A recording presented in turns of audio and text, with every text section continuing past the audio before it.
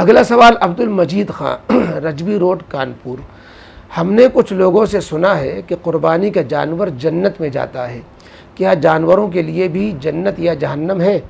پر وہ تو کوئی گناہ نہیں کرتے، وہ بے زبان ہے، یہ صرف جن کی قربانی ہوتی ہے یا صرف جن کی قربانی ہوتی ہے وہ جنتی ہوتے ہیں؟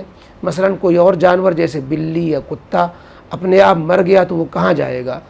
پھر یا کوئی بھی جانور ہو، یہ بات انہوں نے سوال میں پوچھی ہے۔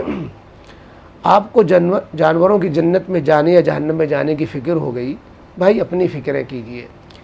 باقی آپ نے جو پوچھا کہ قربانی کا جانور جنت میں جاتا، ایسا نہیں ہے۔ حدیث پاک میں یہ نہیں فرمایا گیا کہ قربانی کا جانور جنت میں جاتا ہے۔ بعض ضعیف حدیثوں میں یہ تو ہے کہ یہ قربانی کے جانور یہ قربانی کرنے والے کے لیے سواریاں بنیں گی، لہذا تم بہتر سے بہتر جانور کو قربان کیا کرو، وہ بھی ضعیف حدیثوں میں۔ اسی طریقے سے قربانی کے ہر بال کے بدلے میں نیکی ہے، اس طرح کی حدیثیں تو ہیں، لیکن جانور قربانی کے جنت میں جاتا ہے یہ بات میرے علم میں اب تک کسی حدیث میں نہیں آئی۔ اور باقی آپ نے یہ جو سوال کھڑا کیا ہے کہ جانوروں کے لیے جنت یا جہنم، جانوروں کے لیے جنت یا جہنم تو نہیں ہے، لیکن حساب ان کے لیے بھی ہے۔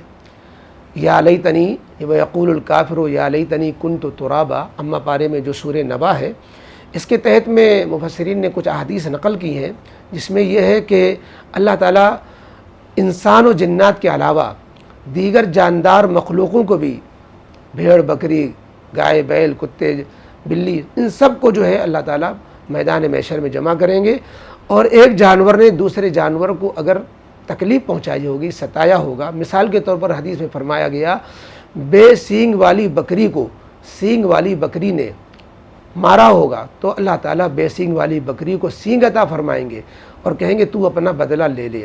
جب جانوروں کا حساب ہو چکے گا اور مظلوم جانوروں کو جو ہے انصاف دلا دیا جائے گا، پھر اللہ تعالیٰ سب کو مٹی بنا دیں گے، نہ ان کے لیے جنت ہے نہ ان کے لیے جہنم ہے۔ ہاں البتہ یہ ہے کہ بعض جانوروں کا تذکرہ، وہ بھی بعض ضعیف حدیثوں میں آیا ہے، 10 جانوروں کے بارے میں آتا ہے کہ وہ جنت میں جائیں گے، جس میں اصحاب کہف کا کتا ہے، نبی کریم علیہ السلام کی اونٹنی ہے، عیسیٰ علیہ السلام کا گدھا ہے۔